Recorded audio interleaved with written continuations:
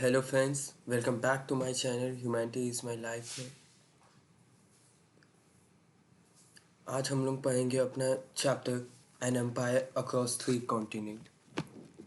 ये जो चैप्टर है हम लोग अब सबसे पहले इसके इंट्रोडक्शन से स्टार्ट करते हैं।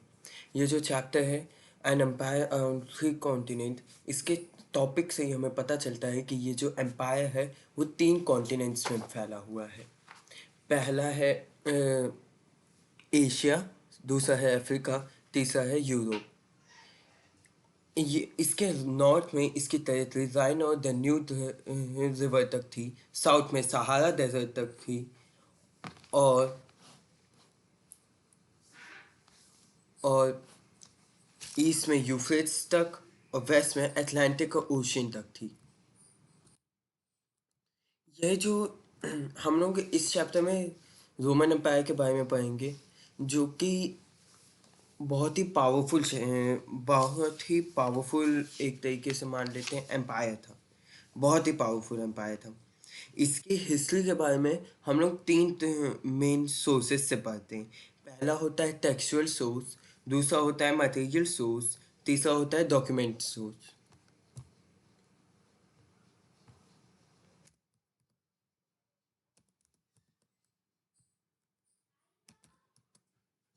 तीसरा होता है मटेरियल सोर्स। पहला सोर्स जो है हमारा है टेक्सचुअल सोर्स। तो टेक्सचुअल सोर्सेज जो होती हैं ये इंक्लूड करती हैं histories written by contemporary writers called annals. अब एनाल्स क्या होते थे? एनाल्स एक तरीके से नरेटिव्स होते थे जो कि पूरे साल भर है लिखे जाते थे कि हाँ क्या हुआ, कैसे हुआ, इन सब के ऊपर। उसके बाद आते हैं क्या कहते हैं, और इसके अलावा भी चीज़ें इसमें रहती थी, लेटर्स, स्पीचेस और सरमन्स, लॉस, ये सब भी होते थे। डॉक्यूमेंट्री सोर्सेस भी होते थे। दिस इंक्लूड्स, जो डॉक्यूमेंट्री सोर्सेस होते थे इसमें दो तरीके के सोर्सेस होते थे। एक तो पेपरी से लिखे हुए और दूसरे क्ले टैबलेट पे लिखे हुए। जो ये जो लिखे होते थे, जो क्ले टैबलेट पे कट किए हुए होते थे या फिर स्टोन्स में कट किए हुए होते थे, कार्व्ड होते थे, वो बेसिकली दो लैंग्वेज में ही सर्वाइव हो पाए थे, ग्रीक एंड लैटिन लैंग्वेज। जो अदर सोर्सेज यानी पैपरी, वो एक रीड लाइक प्लांट से बनता था जिसको हम लोग कहते हैं पैपरस, जो कि नाइल रिवर के नाइल रिवर के बैंक्स में उगता था। बैंक्स मतलब वो नहीं जहाँ पे आप पैसा रखते हैं, यहाँ पे बैंक का मतलब है जो आपका किनारा होता है। जो दिस वॉज और इसी पैपिरस रीड लाइक प्लांट को प्रोसेस किया जाता था इस तरीके से कि हम लोग उस पर कुछ लिख सकें। और इससे पैपिरस प्लांट पे से यानी जो पैपरी पे लिखे होते थे वो थाउजेंड ऑफ कॉन्ट्रैक्ट्स थे जो पैपरी पे लिखे हुए थे। थाउजेंड ऑफ लेटर्स थे, ऑफिशियल डॉक्यूमेंट थे जो सर्वाइव कर पाए थे पैपरस में। और जो लोग पैपरस के बारे में स्टडी करते हैं उनको हम लोग पैपिरोलॉजिस्ट कहते हैं। इसके बाद में हम लोग देखेंगे मटेरियल सोर्स और रिमेन्स। मटेरियल रिमेन्स में क्या आ जाता है? जो भी चीज़ हम लोग का आर्कियोलॉजिकल एक्सकेवेशन से लेके आए थे वो सब मटेरियल रिमेन में आ जाता है। मटेरियल रिमेन के अंदर आपका क्या कहते हैं, coins, mosaic, pottery, even an entire landscape maker under this source. Entire landscape किस तरीके से? जैसे आपको एक लैंड मिली, उसमें कई सारी बिल्डिंग्स हैं, अब आपने हेलीकॉप्टर उड़ा दिया और उससे आपने फोटो ली, या फिर कोई ड्रोन उड़ा दिया, उसके ऊपर फिर आपने जाके कोई सर्वे किया। और जो एंटायर लैंडस्केप होता है वो एरियल फोटोग्राफी के थ्रू निकाला जाता है, वही ड्रोन उड़ाया जाता है, उसके बाद उसके बारे में निकाला जाता है। एक मिनट।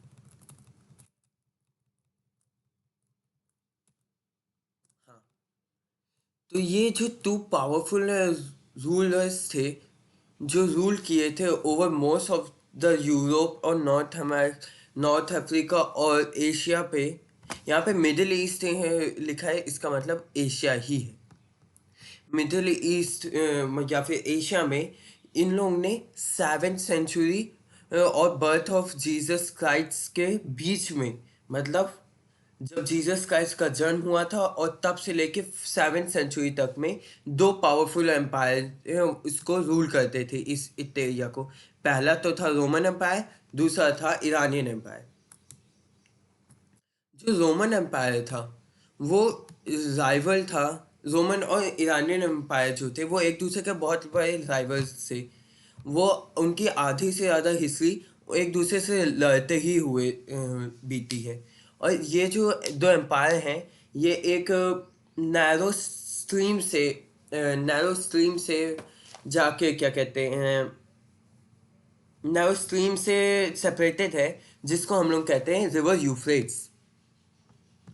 और जो मेडिटेरियन सी है उसे हम लोग heart of the Roman Empire भी कहते हैं, क्योंकि वही पूरे मेडिटेरियन पे डोमिनेट करता था रोम, बोथ डायरेक्शंस में, साउथ में भी वेस्ट में भी।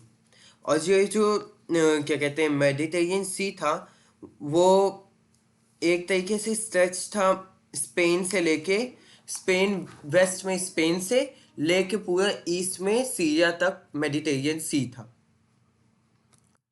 अब हम लोग पढ़ेंगे अर्ली एम्पायर के बारे में।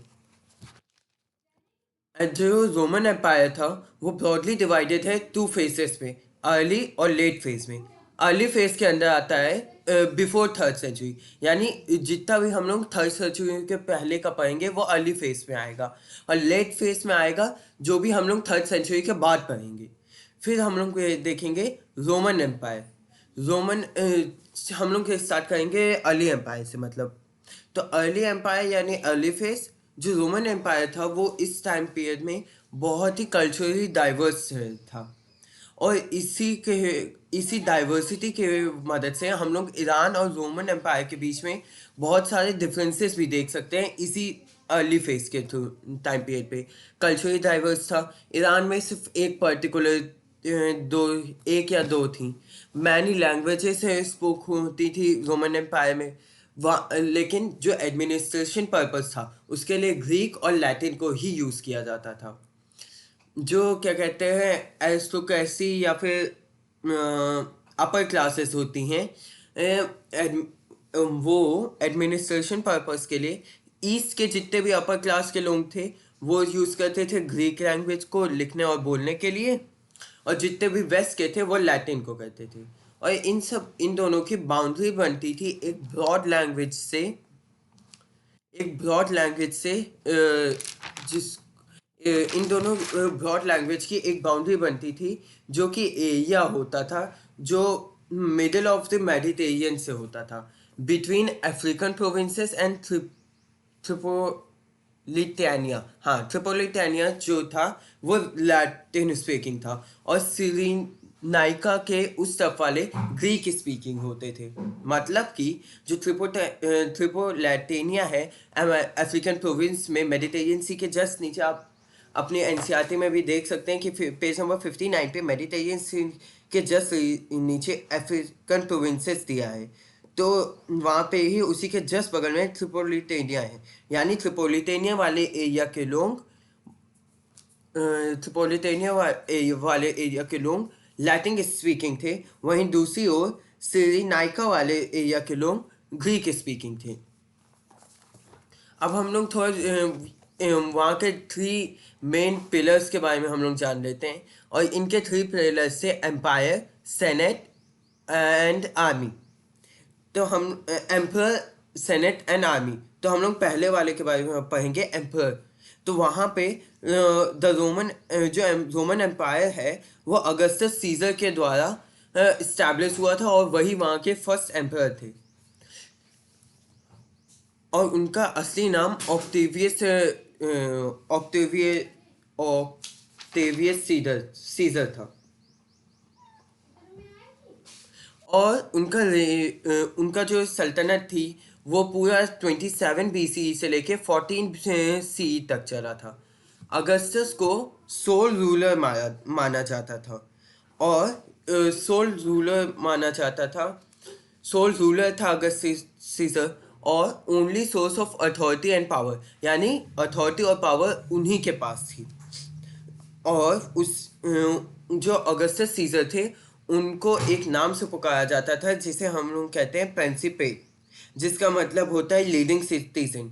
ये इसलिए उनको दिया गया था जिससे वो सेनेट को एक तरीके से रिस्पेक्ट प्रोवाइड कर सके। सेनेट क्या था? सेनेट जो था वो रोम में सेनेट जो था वो रोम में बहुत पहले की सेंचुरी से, बहुत पुराने टाइम पीरियड से वहाँ पे था। वो बॉडी थी रिप्रेजेंटिंग एरिस्टोक्रेसी। सेनेट जो है वो एक बॉडी और है, ग्रुप ऑफ पीपल है या फिर जो एरिस्टोक्रेसी को सपोर्ट करती है। एम्पर के बाद में सेनेट था जो इन्फ्लुएंस करता था organs in the Roman Empire, in the Roman Empire. और उसके बाद आर्मी आती थी। लेकिन जो रोमन की आर्मी थी, रोम की आर्मी थी, रोमन एम्पायर की जो आर्मी थी वो प्रोफेशनल आर्मी थी, पेड आर्मी थी। यहीं पे सबसे पहले पेड आर्मी का स्टार्ट हुआ था और लार्जेस्ट सिंगल ऑर्गेनाइज बॉडी थी इस एम्पायर की। मतलब कि जो ये इनके जो बॉडी थी वो 6 लाख आर्मी या फिर सोल्जर्स की थी, जिसमें उनको कम से कम 25 साल इनको सर्व करना होता था। जो आर्मी थी उनके पास पावर थी कि वो डिटरमाइन कर सके फेट ऑफ द एम्परर को। यहाँ पे फैक्ट नहीं, फेट होगा, फेथ ऑफ द एम्पर को। जो सोल्जर है वो कॉन्स्टेंटली एजिटेट करते रहते थे फॉर बेटर वेजेस, मतलब कॉन्स्टेंटली वो मांगे करते रहते थे बेटर वेजेस और सर्विस कंडीशन के लिए। और इसी एजिटेशन के फॉर्म की वजह से म्यूटिनीज हो जाते थे। यही जो एजिटेशन थी वो म्यूटिनीज का फॉर्म ले लेती थी। अब क्या कहते हैं, जब ये म्यूटिनीज का फॉर्म ले लेती थी, took the form of mutinies, यहाँ पे आपने देख सकते हैं लिखा भी हुआ है, agitate for better wages and took a form of mutinies. Mutinies से क्या होता था, अगर कोई सोल्जर सोचे कि हाँ आपका जो एम्परर है वो उसको, मतलब कोई सोल्जर नहीं, एक पूरी ग्रुप, अगर उसे लगता है कि हाँ वो जो एम्परर है वो हमारे काम का नहीं है, तो वो उनसे हटाने के लिए अपील कर सकते थे। उसी को हम लोग म्यूटिनीज कहते हैं। 3rd सेंचुरी में जो गवर्नमेंट थी वो उनको बोला गया, 3rd सेंचुरी के टाइम पीरियड में जो गवर्नमेंट थी उनको फोर्स हो गए थे कि वो मोर रेवेन्यू मांग रहे थे मिलिट्री एक्सपेंडिचर के लिए, तो उन्हें टैक्सेस बढ़ाने पड़े। और जो एम्पर, सेनेट और आर्मी है वही 3 मेन पिलर हैं in the political history of Roman Empire. जो सोर्स है, sources of empire light on their control of the army often resulting in the civil wars. जिस क्या कहते हैं, जो सक्सेस है जो सक्सेस है एम्पर की, यहाँ पे सक्सेस होगा, सोर्सेस नहीं होगा, सक्सेस है एम्पर की, वो उनके कंट्रोल, आर्मी के कंट्रोल के ऊपर निर्भर करती है, जो कि रिजल्ट करते हो कभी कभी सिविल वॉर पे।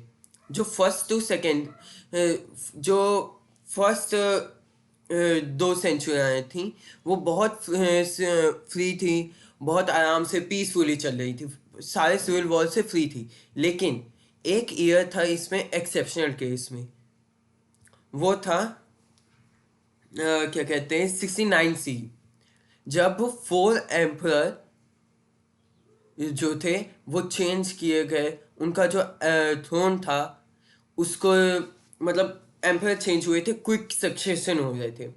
अब हम लोग जान लेते हैं थोड़ा उसके आगे कि हाँ अगस्टस सीजर के बाद कौन बना। तो अगस्टस सीजर के बाद हमारे तिबेरियस आए थे, जिनका टाइम पीरियड था 14 सी से लेके 37 सी तक।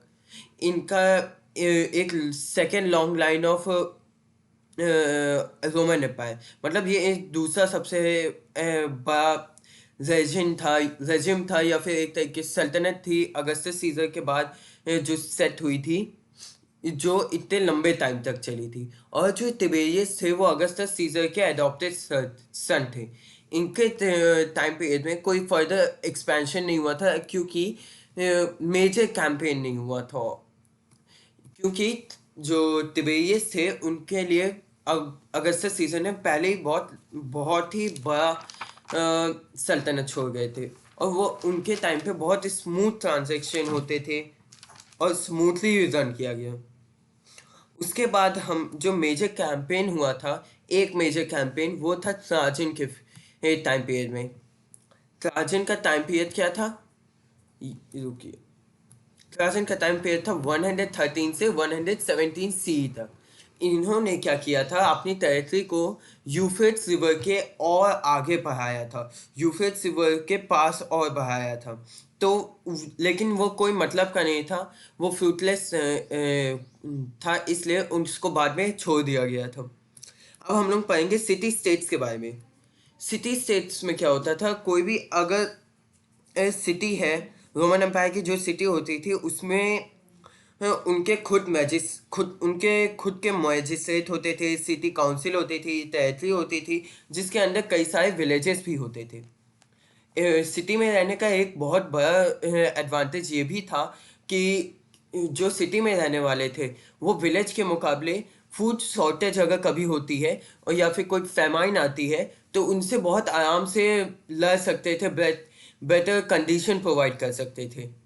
और सिटी में पब्लिक बाथ्स जो थे वो एक स्ट्राइकिंग फीचर था रोमन अर्बन लाइफ का। अब हम लोग देखते हैं थर्ड सेंचुरी क्राइसिस के।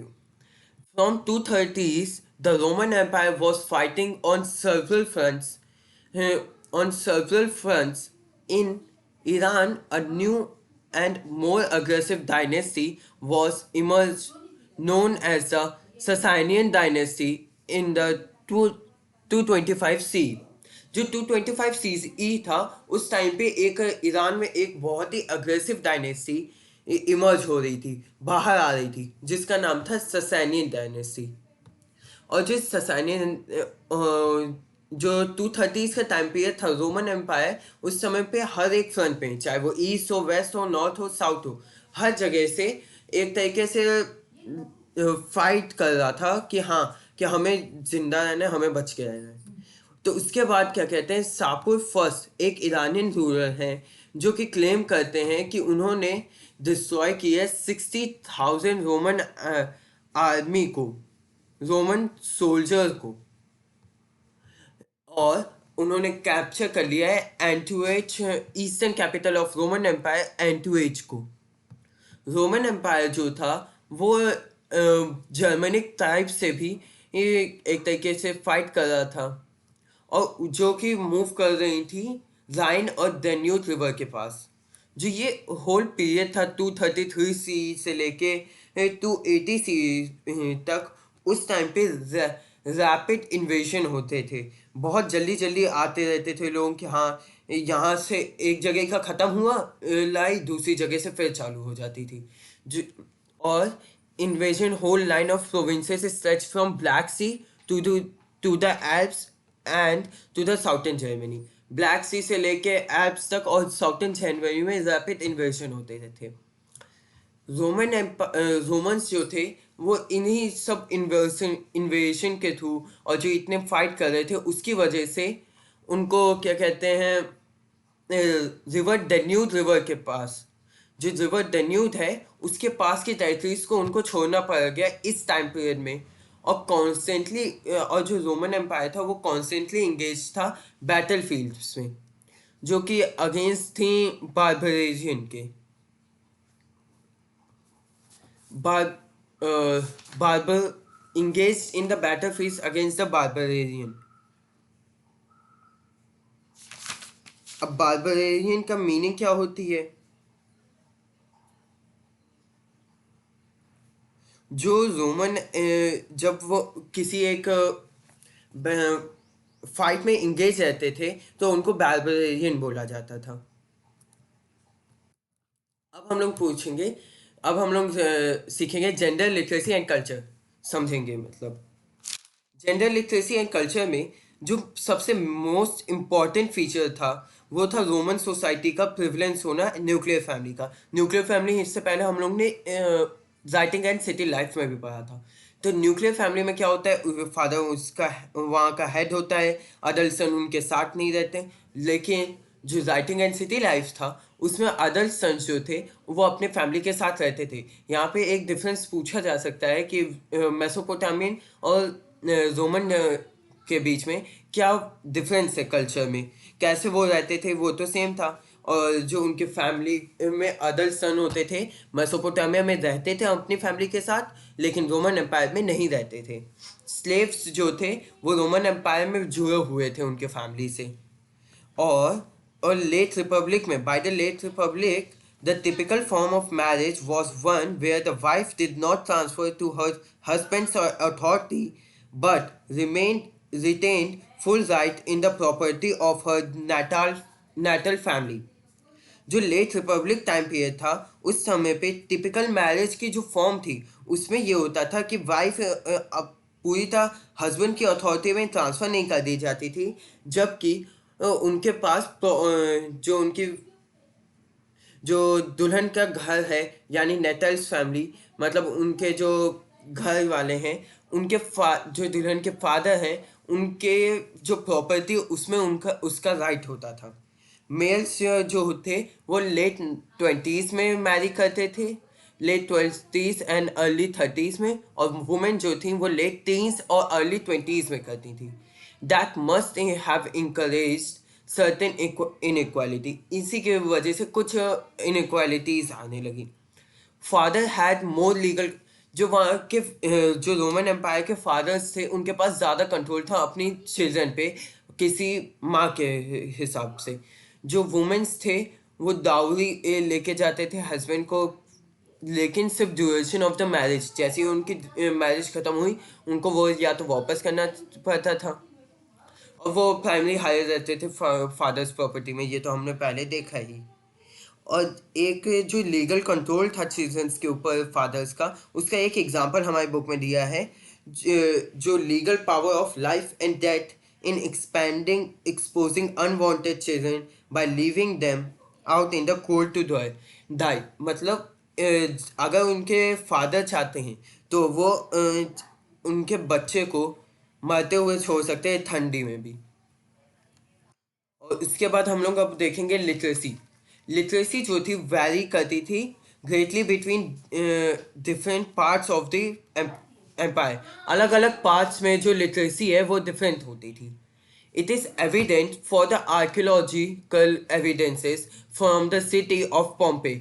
एक सिटी ऑफ पॉम्पे के बारे में हमें बताया गया है जहाँ की स्ट्रीट्स में कई सारे एडवर्टाइजमेंट और ग्राफिटी मिली हुई थी, जो कि हाँ, कई सारे एडवर्टाइजमेंट और ग्राफिटी मिली थी जो कि एक तरीके से दिखाती थी कि पॉम्पे जो था वहाँ पे ज़्यादा अच्छा था। एक और जो ग्राफिटी है वहाँ पे राइटिंग जो ग्राफिटी क्या होती है, एक तरीके से वो एक तरह की ड्राइंग होती थी और वॉल में या फिर लिखा होता था कुछ। आप ग्राफिटी को स्पाइडरमैन की मूवीज़ में भी देखे होंगे कई बार। और जो ग्राफिटी से वो और जो एडवर्टाइजमेंट से वो पॉम्पे सिटी की मेन स्ट्रीट्स में हर जगह होते थे। इजिप्ट में फॉर्मल डॉक्यूमेंट जो था, कॉन्ट्रैक्ट्स जो थे, वो यूजुअली रिटन होते थे प्रोफेशनल स्क्राइब्स के द्वारा या फिर स्क्राइब के द्वारा, और साथ साथ जो इंफॉर्मेशन दी जाती थी वो राइटिंग के फॉर्म में ही दी जाती थी। They gave information about people who know writing. और वो जो इंफॉर्मेशन देते थे वो भी जो लोग जानते थे लिखना उनके बारे में लिख के वो इंफॉर्मेशन दे दिया करते थे, और कौन नहीं लिखना चाहता उसके बारे में भी। Literacy was certainly more widespread among certain categories such as soldier, army officer, estate manager. Literacy जो थी वो मेनली सोल्जर, आर्मी ऑफिसर और स्टेट मैनेजर के बीच में थी। अब कल्चर के बारे में अब हम लोग देख लेते हैं। रोमन एम्पायर जो था वो बहुत ही अच्छे से माना जाता था कि वो religious culture, local duties, plurality of language, spoken style of dresses, and costumes, foods, forms of social organization of people and their pattern of settlement. इन सब चीज़ों के लिए रोमन एम्पायर बहुत ही माना जाता था कि हाँ ये सब चीज़ें यहाँ पे बहुत ही कल्चरली डाइवर्स हैं. वहाँ की लैंग्वेज जो थी अरामाइक लैंग्वेज जो थी वो डोमिनेंट लैंग्वेज थी in the group of near east में जितना भी ग्रुप था वो अरामाइक बोलता था. कॉप्टिक जो थी वो इजिप्ट में बोली जाती थी. Punic and Berber in North Africa. Celtic was spoken in Spain and north west. अब हम लोग सोशल हायरार्की देख लेते हैं.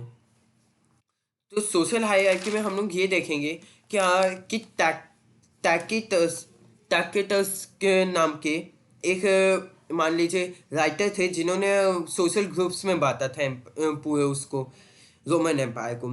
तो वो सोशल ग्रुप्स क्या थे? सेनेट जिसमें एम्पायर इंक्लूडेड होता था. Leading member of equestrian class. Equestrian class के अंदर कौन आते थे? Knight, barons, horse friends. और उसके बाद आता था respectable section such as businessman, merchant, traders and land owners. उसके बाद untitled lower class, servant, low land sorry servants, labours, peasants etcetera. ये सब आते थे. और जो अनटाइटी लोअर क्लास थी वो एडिक्टेड थी सर्कस और थिएटर डिस्प्ले की. और लास्ट में आते थे स्लेव्स जो कि वॉर कैप्टिव्स होते थे. अब जो कॉन्स्टेंटाइन का जो राज था उसमें जो कॉन्स्टेंटाइन फर्स्ट थे उनके राज में अर्ली 4th सेंचुरी में इक्वेस्टेरियन क्लास और सेनेट को एक कर दिया गया था जिससे एक यूनिफाइड और एक्सपेंडेड एरिस्टोक्रेसी बना दी गई थी. और ये जो लेट एरिस्टोक्रेसी थी वो बहुत ही पावरफुल, बहुत ही वेल्दी थी, बहुत ही पावरफुल थी. लेकिन ये जो थी लेस पावरफुल थी मिलिट्री एलिट्स के मुकाबले who belong to non aristocratic families. फिर मिडिल क्लास जो कंप्राइज करता था people connected with imperial services in the bureaucracy, army, merchant, farmers from army, merchant, farmers from eastern provinces. तो यहाँ पे जो मिडिल क्लास थी वो कनेक्टेड थी इंपीरियल सर्विसेज के थ्रू जो कि ब्यूरोक्रेसी में होता है. अब इसके अंदर आते थे आर्मी, मर्चेंट, फार्मर्स जो कि ईस्टर्न प्रोविंसेस से था. और बिलो मिडिल क्लास के जितने भी लोग थे वो सब लोअर क्लासेस में आते थे. उनको हम लोग ह्यूमिलियोस भी कहते हैं जो कंसिस्ट करते थे रूरल लेबर फोर्स को employed on large estates, workers in industrial section, mining establishment, immigrants, workers supplying harvests, and labor and building industries. Below middle class का ये हो गया लोग. और जो लास्ट थे वो तो स्लेव्स थे, बंधुआ मजदूर टाइप के. अब हम लोग देख लेते हैं इनकम और करप्शन इन हायर क्लासेस. जो लेट रोमन एम्पायर था बोथ जो लेट रोमन एम्पायर था both higher and lower class वो बहुत वेल्दी हो गए, बहुत वेल्दी बन गए थे लेट रोमन ब्यूरोक्रेसी के टाइम पे. सॉरी, क्योंकि उस टाइम पे जो उनकी सैलरी होती थी वो गोल्ड में मिलता था और उसको वो इन्वेस्ट करते थे लैंड को बाय करने पे, अलग अलग एसेट्स को बाय करने पे. रोमन एरिस्टोक्रेसी जो थी वो एनुअल इनकम करती थी कम से कम 4000 LBS. 4000 LBS में 18 जो कि होता है 1814 kg ऑफ गोल्ड. और उस टाइम और ये किससे मिलता था? ईस्ट स्टेट्स के थ्रू. वहाँ पे करप्शन बहुत ही ज़्यादा था जुडिशियल सिस्टम के बीच में और एडमिनिस्ट्रेशन जो मिलिट्री सप्लाईज को कंट्रोल करती थी. अब हम लोग देखेंगे स्टेट और सिविल राइट्स के बारे में. स्टेट और सिविल राइट्स में आता है जो करप्शन प्रैक्टिसेस होती थी. जो गवर्नमेंट थी वो चेक करती थी कंट्रोल करने पे करप्शन को, जो इंट्रोड्यूस करती थी लॉज को. गवर्नमेंट चेक करती थी लॉज को जो कंट्रोल करते थे करप्शंस को. और ये गवर्नमेंट ने जो लॉ किए थे वही कंट्रोल कर रहे थे करप्शन को। और करप्शन प्रैक्टिसेस वो also criticise by the intelligentsia and historian. जो करप्शन प्रैक्टिसेस थी वो इंटेलिजेंसिया और हिस्टोरियंस के द्वारा एक तरीके से क्रिटिसाइज होती थी। जो रोमन स्टेट्स थे वो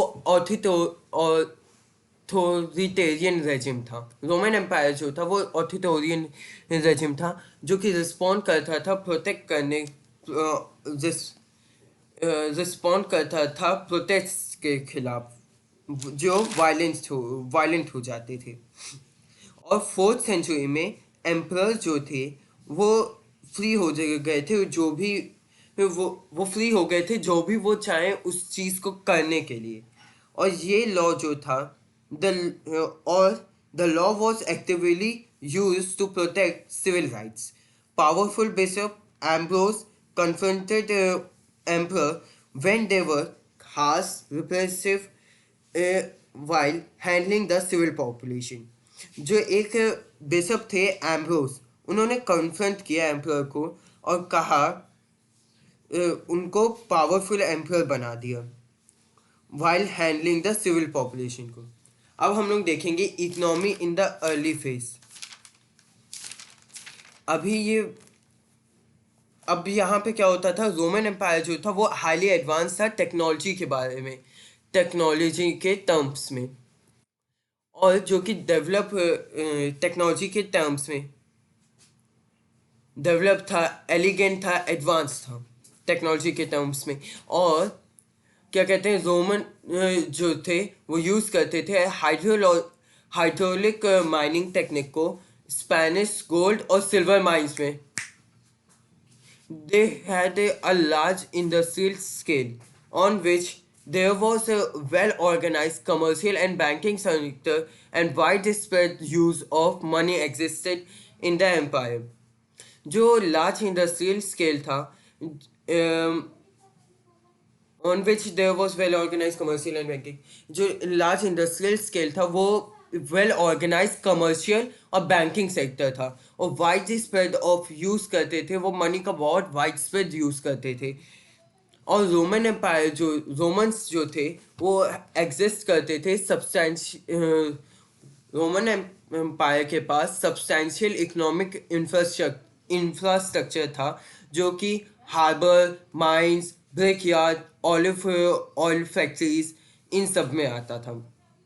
वीट, वाइन, ऑलिव ऑयल ये ट्रेड होता रहता था और कंज्यूम होता था रोमन एम्पायर में बहुत ह्यूज क्वांटिटी में। और ये किसके द्वारा के ट्रेड होता था? स्पेन, गैलिक प्रोविंसेस और नॉर्थ अफ्रीका।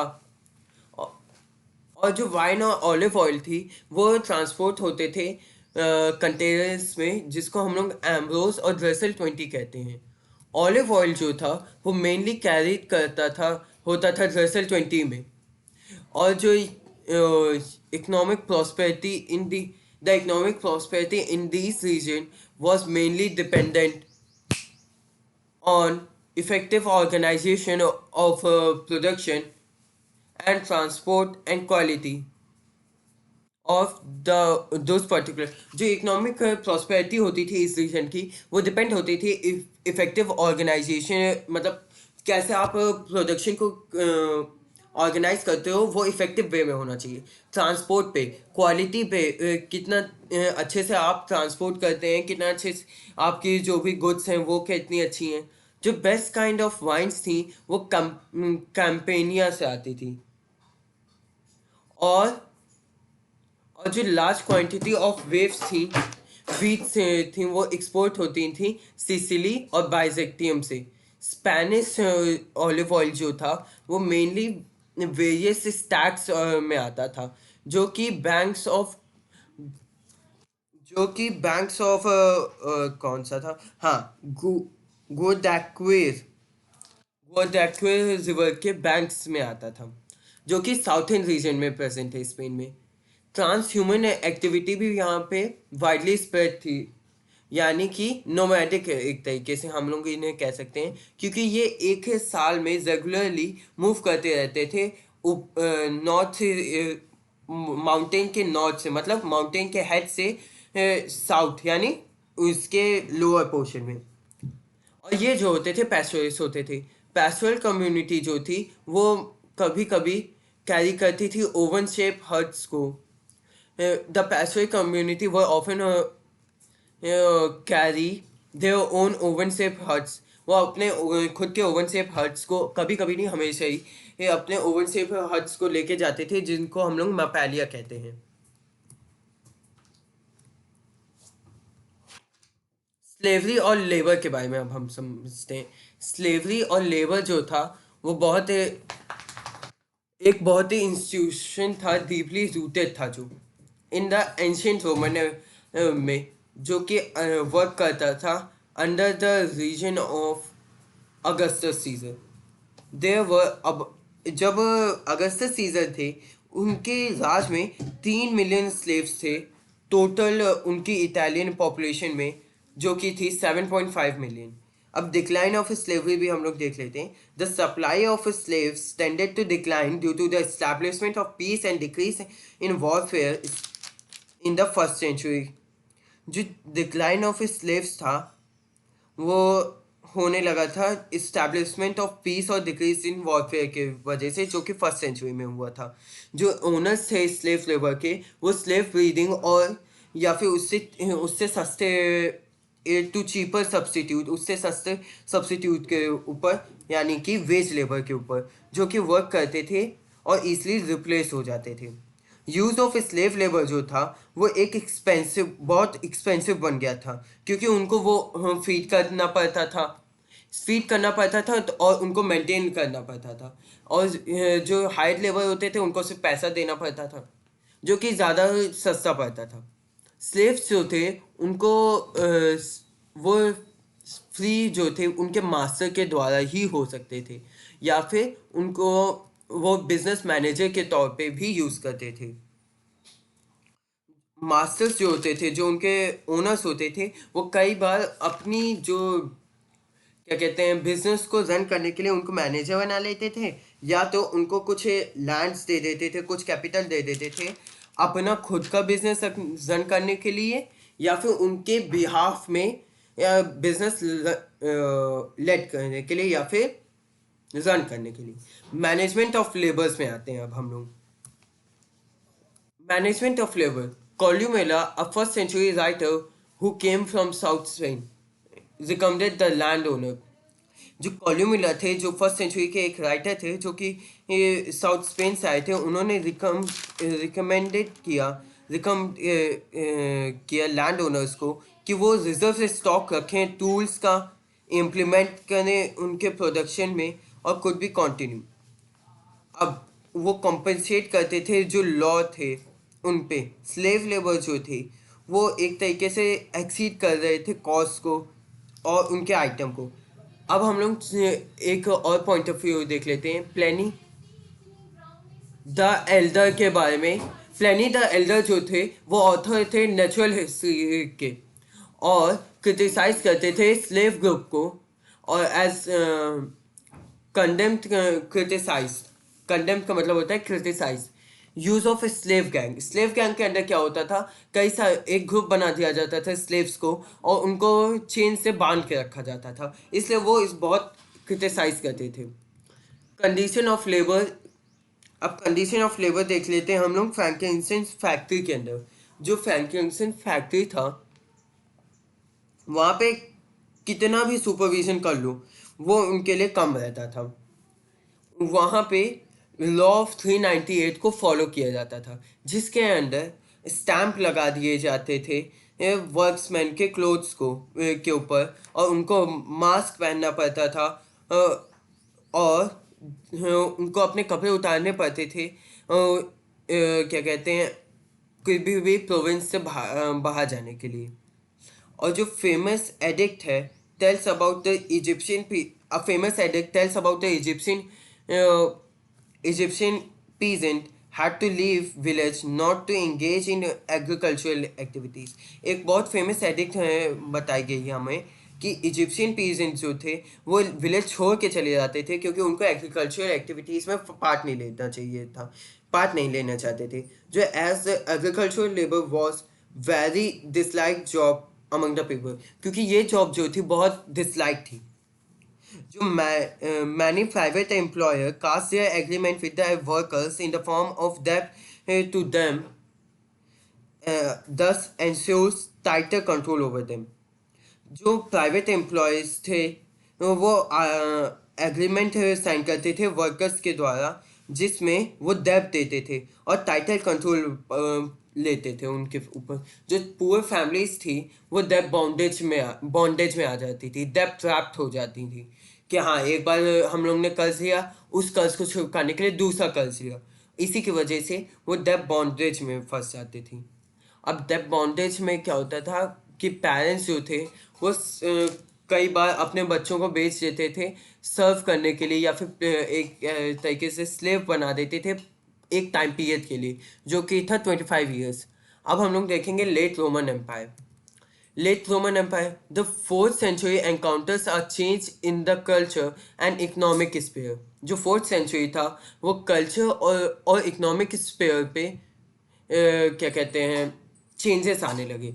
जो ये पीरियड था वो इम्पॉर्टेंट था डेवलपमेंट करने के लिए रिलीजियस लाइफ पे, और एम्पर कॉन्स्टेंटाइन जो था वो डिसाइड कर लिए थे क्रिश्चियनिटी को एक ऑफिशियल रिलीजन बनाने में, with the rise of Islam in the 11th century. 11th century में जैसे राइज ऑफ इस्लाम हुआ वैसे ही कॉन्स्टेंटाइन ने 11th नहीं 7th century में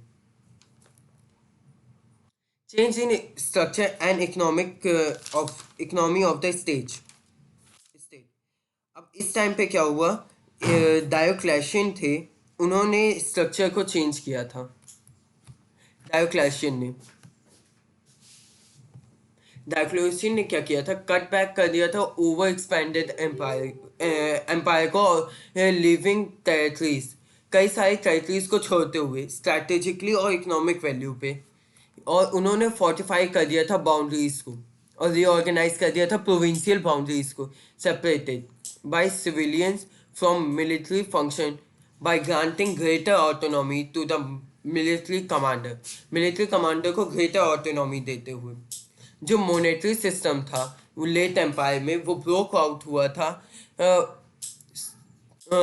जब सिल्वर करेंसी की जो सिल्वर करेंसी थी वो कम पड़ने लगी थी. तब कॉन्स्टेंटाइन ने सॉलिडस को इंट्रोड्यूस किया. सॉलिडस जो था वो एक 4.5 ग्राम का प्योर गोल्ड था,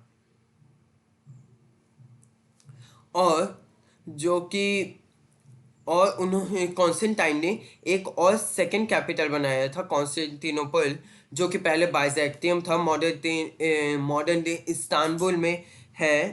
इस्तांबुल है तुर्की में, surrounded by side of the sea, जो कि सी के चारों ओर था. It required a new senate that resulted in expansion of governing classes.